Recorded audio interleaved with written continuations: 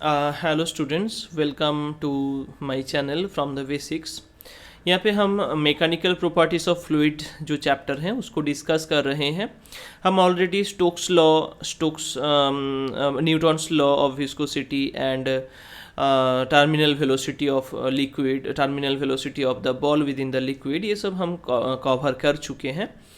आज हम डिस्कस करेंगे about the streamline and turbulent motion, streamline flow and turbulent flow of liquid.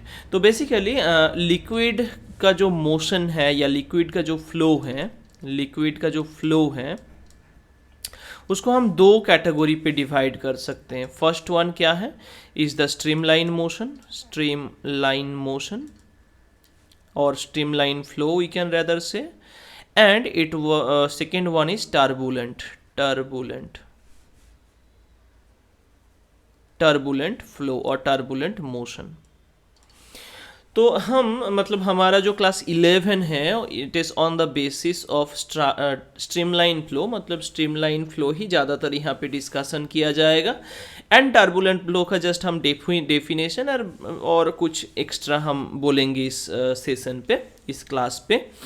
तो streamline flow basically होता क्या है, ठीक है। तो एक एग्जाम्पल, एक रियल लाइफ एग्जाम्पल दे रहे हैं तो समझ जा पाओगे कि क्या मैं बोलने का कोशिश कर रहा हूँ। जैसे कि एक टैप है, मान लो वाटर टैप है, ठीक है। विंटर सीजन चल रहा है अभी, वाटर टैप खोलना बहुत दिक्कत होता है, फिर भी एक बार कोशिश करना मम्मी का किचन पे जाके, ठीक है, थोड़ा सा खोलना टैप को, थोड़ा सा, तो पानी जो नीचे गिरेगा वो पानी क्या है, इस टाइप पे गिरेगा, मतलब पूरा एकदम दिखे ग्लास जैसा, मतलब शाइनिंग करेंगे वो, ठीक है, पूरा एकदम ट्रांसपेरेंट वे पे निकलेंगे। उसके बाद कुछ देर बाद, मतलब कुछ नीचे गया इस टाइप पे ही, उसके बाद से देखोगे कि एक ड्रॉप इधर, एक ड्रॉप उधर, उधर उधर इधर उधर करते करते करते करते जा रहा है। तो इस पे ही दो टाइप का फ्लो हो रहा है। फर्स्ट जो यहाँ पे फ्लो हो रहा है वो है स्ट्रीमलाइन फ्लो, जो कि बहुत अच्छे बच्चे की तरह रेगुलर क्लास में आ रहे हैं, रेगुलर क्लास में जा रहे हैं, ठीक है। मतलब बहुत अच्छे बच्चे की तरह एक पाथ को ये फॉलो कर रहा है, ठीक है। बट इसमें क्या हो रहा है, एक ड्रॉप कभी इधर गया, एक ड्रॉप कभी इधर गया, तो ये जो इधर उधर होने का चीज़ कर रहा है वो है हमारा टर्बुलेंट फ्लो, जिसमें कोई सीक्वेंस है ही नहीं। लेकिन जहाँ पे मतलब बहुत अच्छे ऑर्डर पे लिक्विड फ्लो हो रहा है वो स्ट्रीमलाइन फ्लो है। लेकिन हम तो इस फिजिक्स पढ़ रहे हैं, ऐसे टैप लेके डेफिनेशन देंगे तो नहीं चलेगा, थोड़ा डेफिनेशन को मतलब और क्लैरिफाई करना होगा अमंग द स्टूडेंट्स, राइट। तो स्ट्रीमलाइन मोशन को हम कैसे इलाबोरेट करेंगे, थोड़ा इसको एक्सप्लेन करते हैं। देखो, मान लो कि ये एक पाइप है, हम पाइप को थोड़ा टेढ़ा बना रहे हैं, ठीक है, ऐसा नहीं कि सीधा सीधा पाइप है, थोड़ा टेढ़ा कर दिए हैं पाइप को। अभी इस पाइप के अंदर लिक्विड फ्लो हो रहा है, ठीक है, लिक्विड फ्लो हो रहा है। अगर मान लो हम एक येलो कलर लेके या कुछ मान लो ग्रीन कलर लेके क्या किए हैं, ग्रीन कलर लिया और ग्रीन कलर लेके यहाँ पे जस्ट एक ड्रॉप ऐसे करके छोड़ दिए हैं, तो देखोगे कि ये जो लिक्विड ड्रॉप है, ये लिक्विड ड्रॉप एक बहुत अच्छे तरीके से एक पाथ पे जा रहा है, इस पाथ को फॉलो करते हुए। सेकेंड ड्रॉप भी अगर तुम यहाँ पे मतलब दोगे तो भी देखोगे वो पहले वाला जो लिक्विड ड्रॉप जिस पाथ पे गया था, अगर तुम इसी पॉइंट पे ही ड्रॉप को फेंकोगे तो क्या होगा, सेम उसी पाथ को ही फॉलो करते हुए जाएगा। एंड हर पॉइंट पे उसका नेचर जैसा था, इसका नेचर भी वैसा सेम वैसा ही होगा, ठीक है। तो ये हो गया स्ट्रीमलाइन फ्लो। थोड़ा मैथमेटिक्स मतलब थोड़ा इसके साथ इन्वॉल्व करेंगे तो क्या है कि अगर मान लो हर एक पॉइंट यहाँ पे था, इस लिक्विड मतलब जो लाइन हम दिए थे, स्ट्रीम लाइन जिसको बोल रहे हैं, उस लाइन पे हर एक पॉइंट पे क्या है, अगर हम टेंजेंट ड्रॉ करते हैं तो वो टेंजेंट क्या दर्शा रहे हैं, वो टेंजेंट हम लोगों को शो कर रहे हैं the velocity direction the velocity direction of that fluid particle, है ना, उस फ्लूइड पार्टिकल का जो वेलोसिटी डायरेक्शन है उस पर्टिकुलर पॉइंट पे, राइट। तो ये अगर मान लो कि v1 हुआ, ये v2 हुआ, ये v3 हुआ, अलग अलग हो सकता है, कोई मैटर नहीं, अलग अलग वेलोसिटी हो सकता है, एंड अलग अलग पॉइंट पे वेलोसिटी का डायरेक्शन भी अलग अलग हो सकता है, कोई प्रॉब्लम नहीं। लेकिन क्या होना चाहिए, मान लो अभी मॉर्निंग है, मॉर्निंग टाइम पे इस पॉइंट पे, ये जो पॉइंट हम लिए हैं, इस पॉइंट पे सुबह मॉर्निंग टाइम पे इसका वेलोसिटी है 5 मीटर पर सेकेंड। वो जो लिक्विड काला ड्रॉप दिए थे हम, उस काला ड्रॉप का वेलोसिटी है 5 मीटर पर सेकेंड, और इसका डायरेक्शन है फ्रॉम वेस्ट टू ईस्ट, ठीक है, वेस्ट टू ईस्ट डायरेक्शन है। तो अगर हम इवनिंग टाइम पे, हम शाम को भी सेम काम करते हैं, उसी पॉइंट पे एक लिक्विड मतलब काला ड्रॉप देते हैं, तो देखेंगे कि उस सेम पॉइंट पे उसका वेलोसिटी सेम हुआ 5 मीटर पर सेकेंड, एंड उसका डायरेक्शन भी फ्रॉम वेस्ट टू ईस्ट ही हुआ। मतलब अगर हम एक पर्टिकुलर पॉइंट लेंगे और उस पर्टिकुलर पॉइंट पे एट एवरी इंस्टेंट और एट एनी इंस्टेंट अगर हम देखेंगे, तो देखेंगे कि उसमें हर एक इंस्टेंट पे उसका वेलोसिटी डायरेक्शन एंड वेलोसिटी का जो मैग्नीट्यूड है, मतलब वैल्यू है, वो सेम मिल रहा है। That kind of motion is known as streamline flow. तो डेफिनेशन समझ आ गया कि जब लेकिन जो मिस्टेक करते हैं स्टूडेंट्स, बोल देते हैं कि each and every point velocities are equal, but ऐसा नहीं है। मतलब इसमें 5 मीटर पर सेकेंड हुआ तो इसमें चेंज होके 10 मीटर पर सेकेंड हो ही सकता है, कोई प्रॉब्लम नहीं। लेकिन अगर इस पॉइंट पे 5 मीटर पर सेकेंड है तो हर टाइम पे इस पॉइंट के थ्रू 5 मीटर पर सेकेंड पे ही फ्लो करेगा।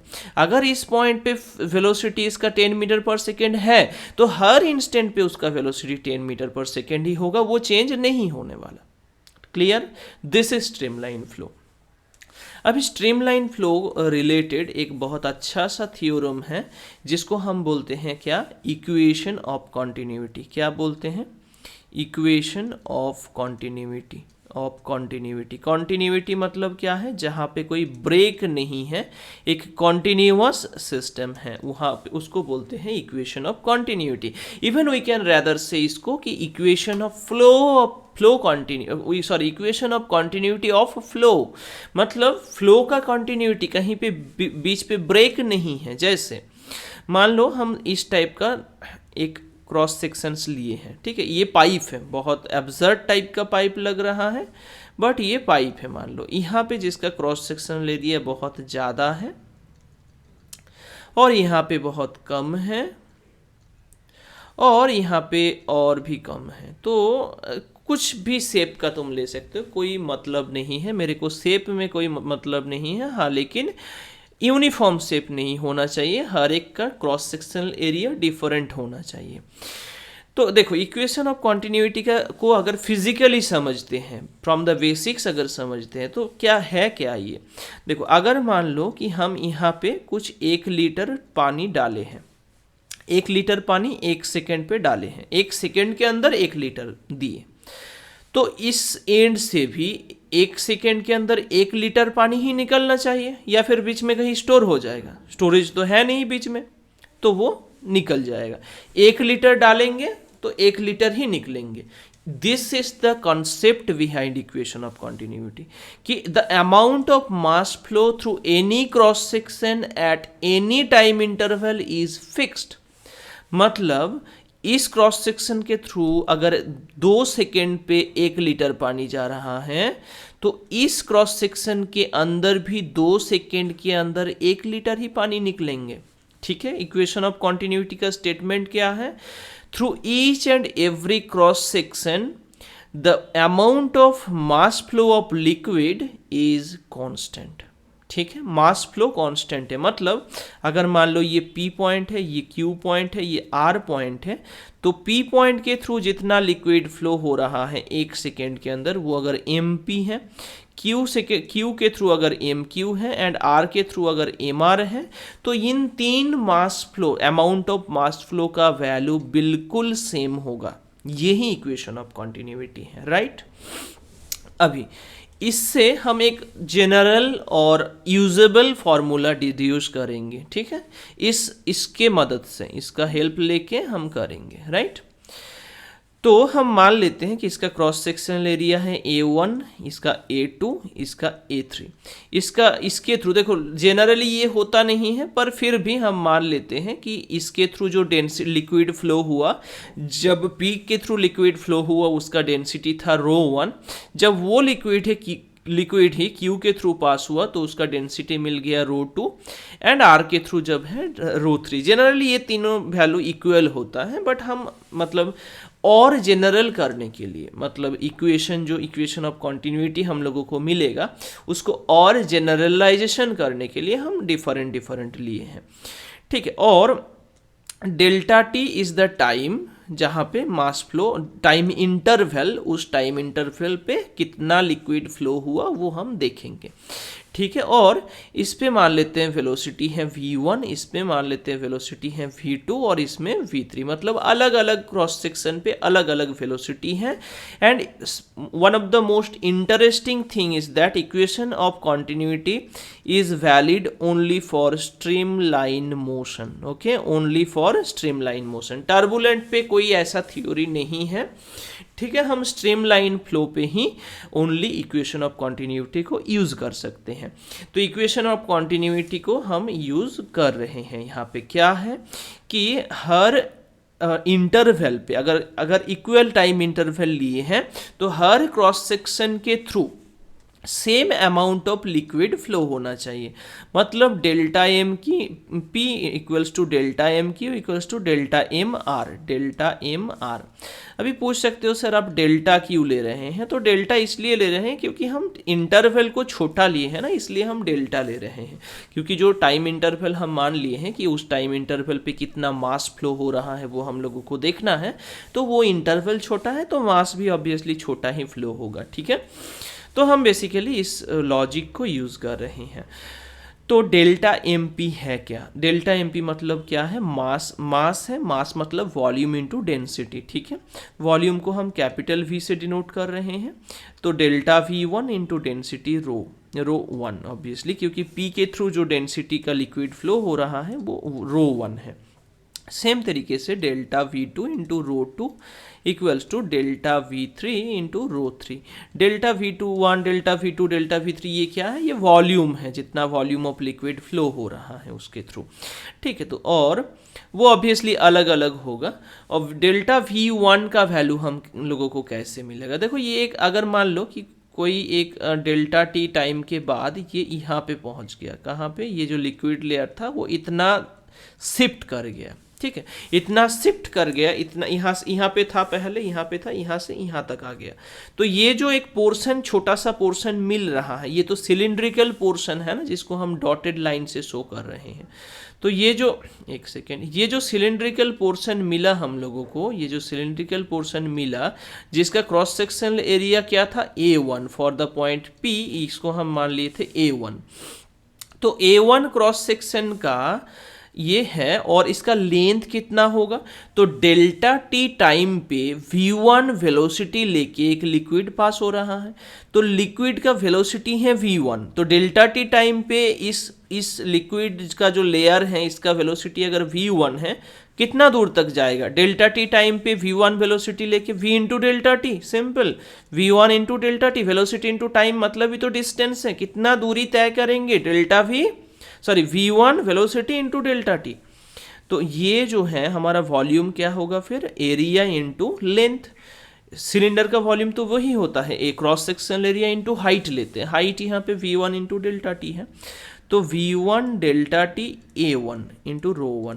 सेम तरीके से बाकी का भी होगा, V2 delta t A2 rho two equals to V3 क्या है? डेल्टा टी A3 रो3, ठीक है। हम थोड़ा इसको अभी इरेज करके लिख रहे हैं, ठीक है। देखो, तो हम लोगों को जो मिला उसमें से उस इक्वेशन में ये A1 रो 1 को हटा देते हैं।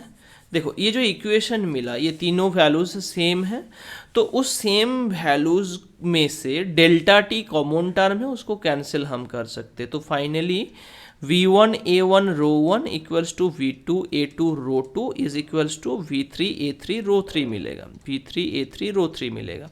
ये क्या है? This is the equation of continuity, right. और अगर लिक्विड का डेंसिटी चेंज ना हो, मतलब ऐसा नहीं ना कि एक पाइप है इसके थ्रू लिक्विड गया तो इसके इस पोर्शन पे डेंसिटी अलग, इस पोर्शन पे डेंसिटी अलग, डेंसिटी तो सेम ही होगा, वाटर भेजेंगे तो वाटर ही रहेगा। हाँ, कभी कभी हो सकता है जैसे कि मान लो ये पुराना ट्यूब है, इसके अंदर डस्ट फैल गया है, अभी जब इसके अंदर से तुम पानी को लेके जाओगे या दूसरा लिक्विड को लेके जाओगे तो वो जो डस्ट पार्टिकल्स है इसके साथ मिल जाएगा, तो यहाँ पे जितना डेंसिटी होगा इसमें तो अलग होगा। तो इसलिए ये जनरल है, ये क्या है, ये मोस्ट जनरल फॉर्मूला है। बट हम जो यूज़ करेंगे rho 1 rho 2, since rho 1 equals to rho 2 equals to rho 3 for most of the cases, तो दिस इज वाई हम V1 A1 equals to V2 A2 is equals to V3 A3 करेंगे for, ये चीज़ को याद रखना है, for streamline flow, है ना। और VA is equals to constant, मतलब velocity into cross sectional area का जो वैल्यू है वो कॉन्स्टेंट है। ये another form of this one is another form of streamline flow of liquid, ठीक है।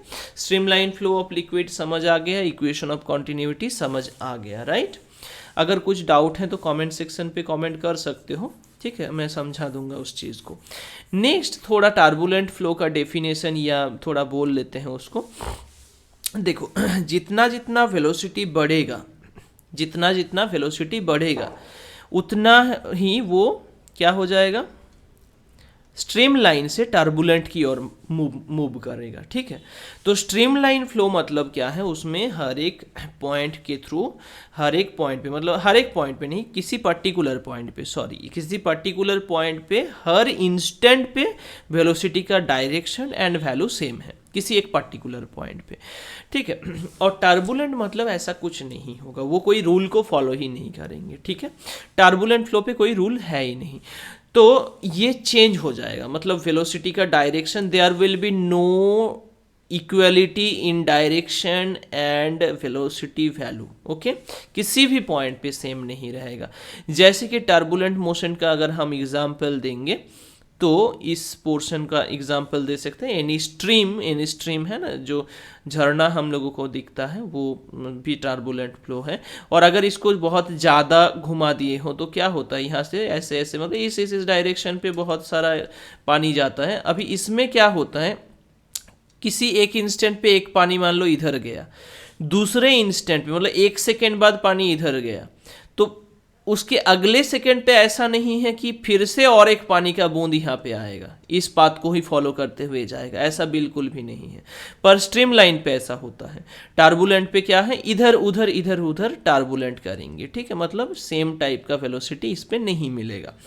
तो हम इसमें देख रहे थे कि अगर हम इसको थोड़ा बहुत खोलते हैं, मतलब ज़्यादा हम अगर इस पे वेलोसिटी नहीं देते हैं, थोड़ा बहुत हल्का सा खोलते हैं, तो हम लोगों को देखने को मिलता है कि ये बहुत कितना अच्छे तरीके से पानी नीचे की ओर आ रहा है ना।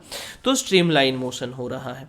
अभी ये क्यों ये कॉन्टिन्यूसली पूरा नीचे की ओर नहीं पड़ता, मतलब जी हाँ, जहाँ पे हमारा बेसिन रखा हुआ होता है या फ्लोर होता है उतना उस पॉइंट तक क्यों ये नहीं होता, इसके पीछे एक रीज़न है जिसको हम बोलते हैं क्रिटिकल वेलोसिटी। क्रिटिकल वेलोसिटी क्या है, वो वेलोसिटी क्या है वो, तो क्रिटिकल वेलोसिटी को हम v से डिनोट करते हैं। देखो जब इस पॉइंट पे था, मान लेते हैं कुछ तो वेलोसिटी है, हम मान रहे हैं 0 वेलोसिटी है, ठीक है, कुछ वेलोसिटी है, हम मान रहे हैं 0 वेलोसिटी है। अभी ये जब धीरे धीरे आएगा तो 0 वेलोसिटी से स्टार्ट हुआ, मतलब ग्रेविटी तो उस लिक्विड ड्रॉप को खींचेंगे ना नीचे की ओर, तो एक्सीलरेशन लग रहा है। उस एक्सीलरेशन की वजह से ये जो 0 वेलोसिटी इसमें था या थोड़ा बहुत मिनिमल वेलोसिटी था, वो वेलोसिटी इंक्रीज कर रहा है बहुत रैपिडली, 1 सेकेंड पे ग्रेविटेशनल एक्सीलरेशन मतलब क्या है, इसका वैल्यू 9.8 मीटर पर सेकेंड स्क्वायर, तो 1 सेकेंड के अंदर उसका वेलोसिटी 9.8 गुना बढ़ रहा है, राइट, इतना बड़ा। तो अगर इतना बढ़ गया इसका वेलोसिटी, इतना अमाउंट 1 सेकेंड के अंदर ऐड हो गया उसके साथ, तो क्या हुआ, वेलोसिटी बढ़ रहा है। तो जैसे जैसे वेलोसिटी बढ़ रहा है वैसे उसका स्ट्रीमलाइन नेचर भी खत्म हो रहा है, ठीक है। तो धीरे धीरे धीरे धीरे उसका क्या होगा, इसका जो स्ट्रीमलाइन बिहेवियर था वो छोड़ के वो टर्बुलेंट बिहेवियर दिखाएंगे, ठीक है। तो किसी एक पर्टिकुलर वेलोसिटी के बाद ही ऐसा हो रहा है ना, किसी एक पर्टिकुलर वेलोसिटी के बाद ही ऐसा हो रहा है, पर्टिकुलर हाइट डेप्थ ऐसा नहीं। मान लो इसमें 5 मीटर पर सेकेंड हुआ था, 6 मीटर पर सेकेंड, इसमें आ गया VC मतलब 10 मीटर, हम जब जस्ट असम्पशन ले रहे हैं कि 10 मीटर पर सेकेंड के बाद से ही वो टर्बुलेंट शो कर देंगे। तो वो जो पर्टिकुलर एक लेवल है 10 मीटर पर सेकेंड, उस वेलोसिटी के बाद क्या हो रहा है, the liquid is losing its streamline behaviour, right, it is now turbulent. So streamline से टर्बुलेंट जब जाएगा उस पर्टिकुलर वेलोसिटी को हम बोलेंगे क्रिटिकल वेलोसिटी। क्लियर हुआ, ठीक है। तो वो किसके साथ साथ होगा, वेलोसिटी बढ़ने के साथ साथ होगा। इसलिए ही तो लिक्विड को अगर मान लो बहुत जल्दी यहाँ पे छोड़े हो, वो पानी को बहुत जल्दी टैप को खोल दिए हो, तो मतलब ऑलरेडी इस पे बहुत सारा वेलोसिटी तुम दे दी हो ऑलरेडी, और इसको स्ट्रीमलाइन मतलब नहीं, बिहेवियर ही नहीं रहेगा, स्टार्टिंग से ही क्या होगा, ये टर्बुलेंट नेचर होगा। अगर धीरे धीरे खोलते हो तो क्या होगा, धीरे धीरे खोल रहे हो मतलब लगभग 0 वेलोसिटी देके इसको फेंक रहे हो, मतलब क्या है, उस पर स्ट्रीमलाइन पहले शो होगा उसके बाद टर्बुलेंट होगा। जितना वेलोसिटी ज़्यादा उतना टर्बुलेंट बिहेवियर।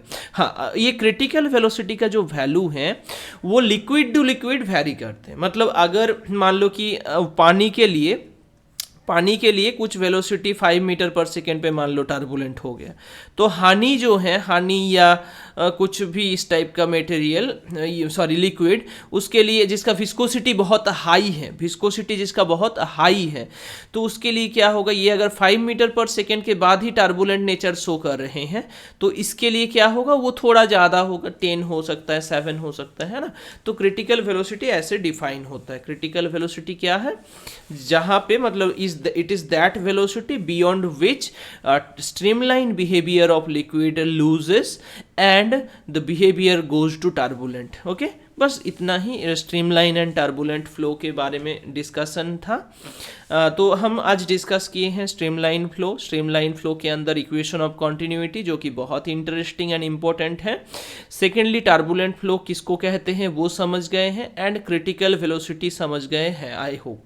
अगर फिर भी कुछ डाउट रहा तो कमेंट सेक्शन पे कमेंट कर दो, हम अगले क्लास पे और थोड़ा डिस्कस करेंगे, ठीक है। कुछ हम पूरा mechanical properties of solid and fluid को इस पे डिस्कस किए हैं 1 by 1, तो तुम इसको फॉलो करके देख सकते हो सारे वीडियोस को, ठीक है। I hope this video is helpful for you. तो लाइक कर देना अगर पसंद आया तो, नहीं तो और स्टूडेंट्स के साथ शेयर भी कर देना तुम्हारे दोस्त के साथ, ठीक है। Okay, thank you.